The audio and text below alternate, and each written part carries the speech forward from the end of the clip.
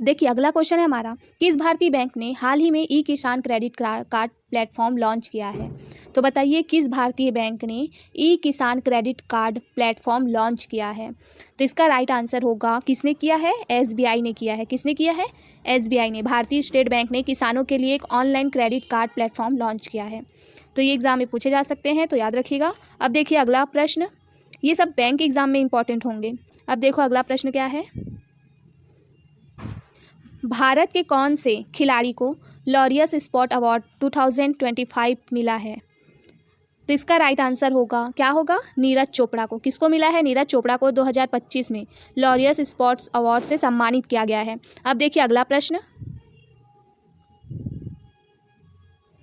भारत के किस शहर में राष्ट्रीय साइबर सुरक्षा केंद्र स्थापित किया गया है? तो बताइए कि किस शहर में राष्ट्रीय साइबर सुरक्षा केंद्र स्थापित किया गया है? तो इसका राइट आंसर होगा, क्या होगा? हैदराबाद में। कहाँ किया गया है? हैदराबाद में राष्ट्रीय साइबर सुरक्षा केंद्र की स्थापना की गई है। किसने की है? भारत सरकार ने। और ये देश का सबसे बड़ा डेटा सुरक्षा केंद्र होगा, तो याद रखिएगा राष्ट्रीय साइबर सुरक्षा केंद्र को। अब देखिए अगला प्रश्न, भारत में पहली बार वुमेन ड्रोन पायलट स्कीम किस मंत्रालय ने शुरू की है? तो इसका राइट आंसर होगा नागरिक उड्डयन मंत्रालय। किसने शुरू की है? नागरिक उड्डयन मंत्रालय ने शुरू की है। तो याद रखिएगा, इंपॉर्टेंट है। क्यों? क्योंकि ये जो योजना है वो महिलाओं को ड्रोन तकनीक में प्रशिक्षित करने के लिए शुरू की गई है। अब देखिए अगला प्रश्न क्या है, भारत ने हाल ही में किस देश के साथ सौर ऊर्जा साझेदारी समझौता किया है? तो इसका राइट आंसर होगा यूएई। क्या होगा? यूएई के साथ हरित तकनीक को बढ़ावा देने के लिए समझौता हुआ है, तो याद रखना। अब देखिए अगला प्रश्न, हाल ही में भारत का कौन सा राज्य वन हेल्थ मिशन लागू करने वाला पहला राज्य बना है?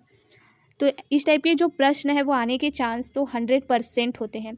तो याद रखिएगा कि कौन सा राज्य है जिसने वन हेल्थ मिशन लागू किया है और वो पहला राज्य है। तो कौन सा है? वो केरल है।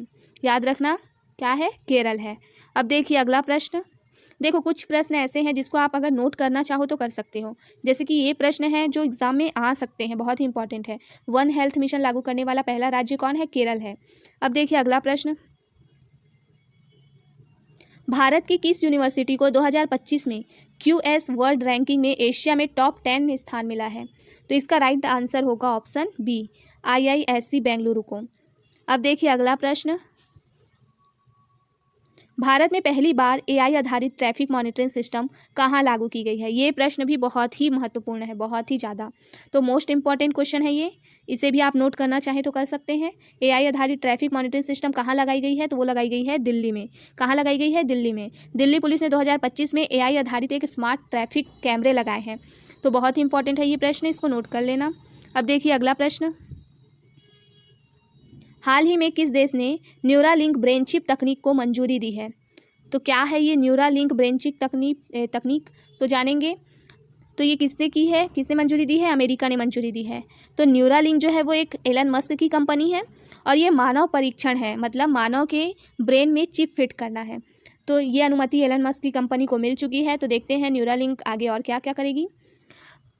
अब देखो अगला प्रश्न, और ये बहुत ही इंपॉर्टेंट है, इससे संबंधित जो प्रश्न है वो आगे भी आएंगे कि जो ब्रेन चिप तकनीक का प्रयोग किया गया उसके क्या फ़ायदे और क्या नुकसान हुए हैं।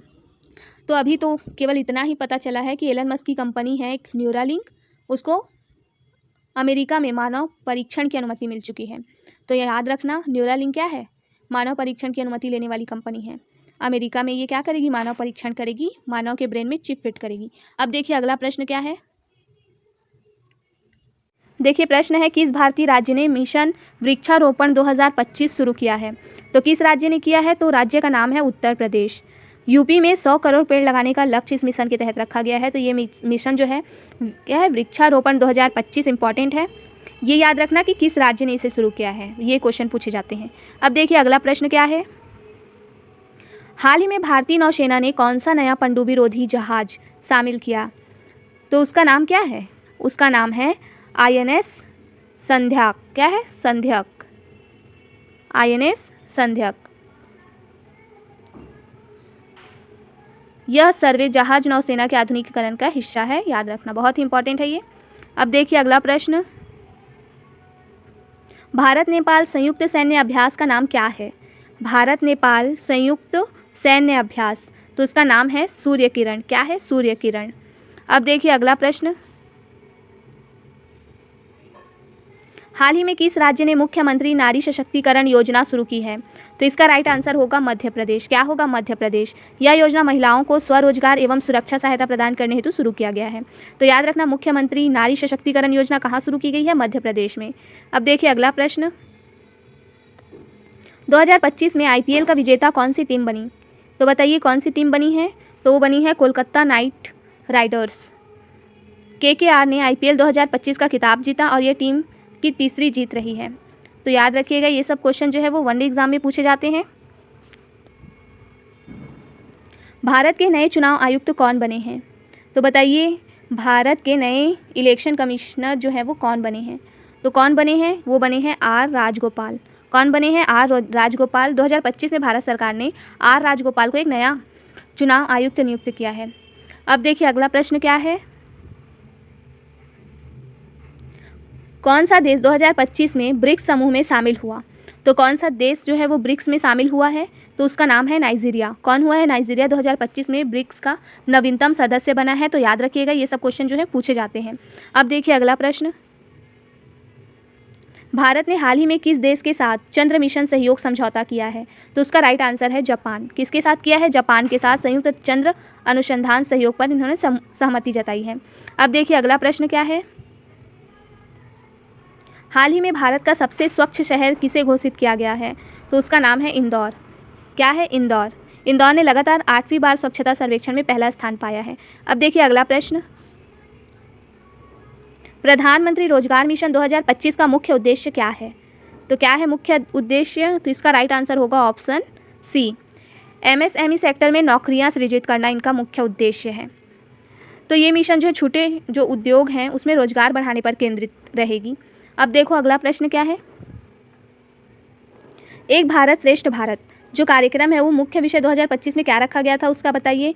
तो उसका मुख्य विषय था सांस्कृतिक एकता। क्या था? सांस्कृतिक एकता। अब देखिए अगला प्रश्न, किस राज्य ने मिशन बाल शिक्षा 2025 लॉन्च किया है?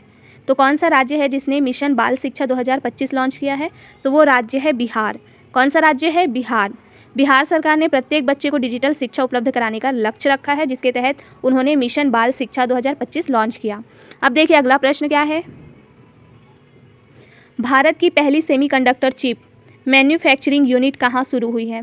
तो इसका राइट आंसर होगा गुजरात। कहाँ हुई है? गुजरात में हुई है। अब देखिए अगला प्रश्न, हाल ही में भारत ने किस देश के साथ ब्लू इकोनॉमी एग्रीमेंट साइन किया? तो वो कौन सा देश था? मालदीव था। कौन था? मालदीव। अब देखिए अगला प्रश्न, 2025 में नोबेल शांति पुरस्कार किसे मिला? तो वो मिला है अफ्रीकी यूनियन संगठन को। किसको मिला है? अफ्रीकी यूनियन संगठन को नोबेल शांति पुरस्कार मिला। अब देखिए अगला प्रश्न, भारत का पहला AI कानून किस वर्ष लागू हुआ? AI एक्ट जो है वो किस वर्ष लागू हुआ है? तो वो हुआ है 2025 में। 2025 में भारत ने AI तकनीक के लिए पहला नियामक कानून लागू किया। अब देखिए अगला प्रश्न, वर्ल्ड इन्वायरमेंट डे 2025 की थीम क्या थी? तो उसकी थीम थी, क्या थी? ऑप्शन ए इसका राइट आंसर होगा, land restoration, desertification and drought resilience. तो ये होगा इसका राइट आंसर। इस वर्ष पर्यावरण दिवस की जो थीम है वो भूमि पुनर्स्थापना और सूखा प्रबंधक पर केंद्रित थी। तो याद रखिएगा, ये थोड़ा इंग्लिश में है ना। अगर इसका हिंदी देखें तो क्या होगा, इसकी जो थीम थी वो भूमि पुनर्स्थापना और सूखा प्रबंधन पर केंद्रित थे। तो याद रखिएगा। अब देखिए अगला प्रश्न, क्योंकि कभी कभी जो ऑप्शन है हिंदी में भी आ जाते हैं और इंग्लिश में भी आ जाते हैं, तो आपको दोनों पता होना चाहिए। अब देखिए अगला प्रश्न क्या है, हाल ही में किस भारतीय महिला को UN क्लाइमेट एक्शन अवार्ड मिला? तो किसे मिला है? तो मिला है वंदना शिवा को। किसे मिला है? वंदना शिवा को। पर्यावरण संरक्षण में योगदान हेतु वंदना शिवा को ये सम्मान मिला है। तो याद रखिएगा, ये सब अवार्ड जो है वो एग्जाम में आ सकते हैं। अब देखिए अगला प्रश्न क्या है, भारत ने 2025 में कितने नए राष्ट्रीय उद्यान घोषित किए हैं? तो कितने किए हैं? 3 को किए हैं। असम, मध्य प्रदेश और उड़ीसा में 3 नए राष्ट्रीय उद्यान जोड़े गए हैं। तो देखिएगा कि असम, मध्य प्रदेश और उड़ीसा में कौन से ऐसे नए नाम जो है वो ऐड हुए हैं। अब देखिए अगला प्रश्न, भारत की पहली डिजिटल जनगणना किस वर्ष पूरी हुई? तो किस वर्ष हुई है? 2025 में हुई है, याद रखिएगा। अब देखिए अगला प्रश्न, इंडिया आसियान समिट 2025 कहाँ आयोजित हुई? तो वो हुई है जकार्ता में। कहाँ हुई है? जकार्ता, इंडोनेशिया में आयोजित हुई। और जल्दी से चैनल को सब्सक्राइब कर लेना और वीडियो को अभी तक लाइक ना किया हो तो लाइक कर लीजिएगा। 2025 में भारत का रक्षा बजट कितना घोषित किया गया?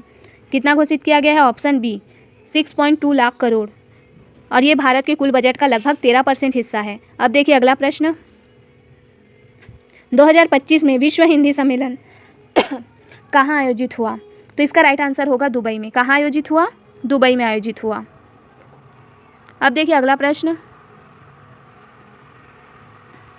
2025 में राष्ट्रीय विज्ञान दिवस की थीम क्या थी? तो इसका राइट आंसर होगा ऑप्शन सी। क्या थी? Sustainable science for global wellbeing.